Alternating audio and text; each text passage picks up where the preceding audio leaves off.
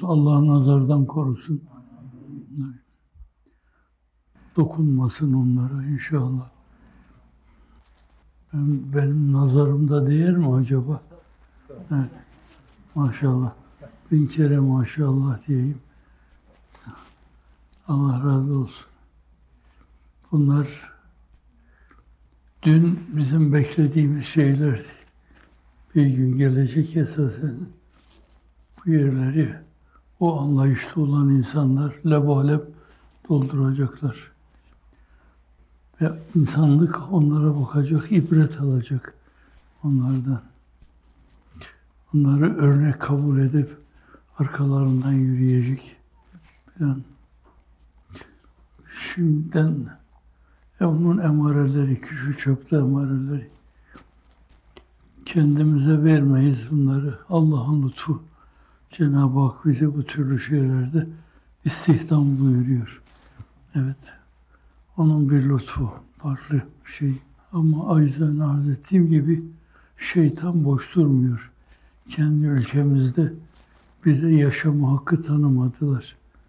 Biliyorsunuz. Evet. Yürüdüğünüz yol doğru yol. Yürümeye devam edin. Aksatmayın inşallah Teala. Evet, Cenab-ı Hak ümmeti Muhammed'e merhamet buyuracaksa sizin bu samimi gayretlerinizle, himmetlerinizle olacaktır. Durup dururken olmaz onlar. Evet, bu samimi gayretler yarın ne türlü semereler verir, onu bekleyip göreceksiniz. Bir dünlere bakın sadece. 3-4 tane bayanı bir araya getiremezdiniz. Bir de bugünlere bakın. Bir de bunun çiçek açtığı yarınlara bakın. Açtığı günler. Yarınlara bakın Allah'ın izni inayetiyle. İnşallah. İnşirah. Bu inşirah günlerini intizar ediyoruz. Bugünün altın nesli nasıl olabilir? Böyle kısaca da olsa bize arkadaşlara ifade ederseniz çok memnun oluruz efendim. Estağfurullah. Onlar o işin başındalar. Elhamdülillah. Gönüllerini vermişler o işe. Bu birdenbire olmuyor yani.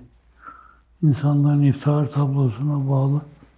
O yayınlar demek saygısızlık olur. O mübarek kitleler esas, o nurani kitleler böyle birdenbire olmamış yani zamanla. Bunlar o işi yaşarken yapmışlar, yapmışken yaşamışlar hep. Onlar bir gün gelmiş, imrenilen bir toplum olmuşlar Allah'ın izni inayetiyle. Ve aşağı yukarı o Raşid halifeler döneminde tamam, daha sonraki dönemlerde de değişik şeylerde, Emevilerde, Abbasilerde, hususiyle Osmanlılarda hep yavaş yavaş olmuş yani. Ben Süleyman Şah'ın, Osman Gazi'nin, Orhan Gazi'nin işe başladıkları zaman hemen her şeyi biliyor değillerdi yani. Fakat zamanla o meselelerin tam temsilcileri oldular. Allah'ın izni inayetiyle bile. Ve biz onu devletler muvazenesinde muvazene unsuru olarak gördük hep. Kadınıyla, erkeğiyle. Böyle gördük onları. Evet. Ama her zaman o ideal nesli yakalamada mümkün olmayabilir. Zor bir şey. Kendi için yaşamama esasen. Hayatını başkalarının varlığına vakfetme. Adanmışlık. Evet. Evet. Bu şeyin şu andaki hizmetin bu hızlı açılımında esas zannediyorum en önemli söz de adanmışlık meselesi. Başka bir derdimiz yok bizim. Evet, sadece Nam-ı Celili Nebevi'nin dünyanın dört bir yanında bütün insanlık duysun derdimiz bu. Evet, öyle olursa o, biz huzur içindeyiz. Evet. gerçekten yapmamız gerekli olan şeyi yapmış olacağız. Evet, o fedakarlık, o hasbili.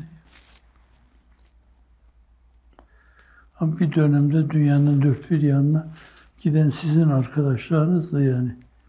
Evet, hiçbir imkanları yoktu. Ellerine çantalarını aldılar, getirdiler. O Rusya'nın yıkılmasıyla Asya'ya giden arkadaşları ben bugün hatırlıyorum yani. Evet. İnandırıcı olmanız ona bağlı sizin. Kadın, erkek. Öyle girildi, öyle katlanıldı. Öyle o mesele öyle o şekilde duyuldu, hissedildi. Bugünlere gelinildi. Bir gün dünya meselesi olması o ölçüde fedakarlık ister. İnşallah siz onu da yapacaksınız. Allah'ın izni inayetiyle. Kaldılar arkadaşlar yani. Hiçbiri gittiği yerde problem var diye geriye dönmedi. Kaldılar. Gittikleri yerlerin neresi olduğunu bilmiyorlardı. Moğolistan'a gittiler. Bilmiyorlardı yani. Ama gittiler. Allah'ın izni inayetiyle her yerde ocaklar tüttürdüler. Meşaleler yaktılar. Evet.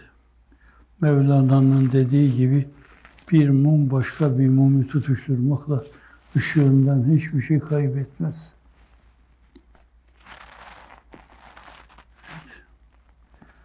Halihazırdaki durumu ben şahsen öyle görüyorum. Onlara şahıslara vermiyorum. Allah'ın lütfu bir ihsanı bize ona göre vaziyet almak icap eder herhalde. Evet. Allah kerim. Evet. Zahmet etmeseniz keşke. Evet. Ömrüm vefa ederse inşallah önümüzdeki yıllarda yine bir araya geliriz.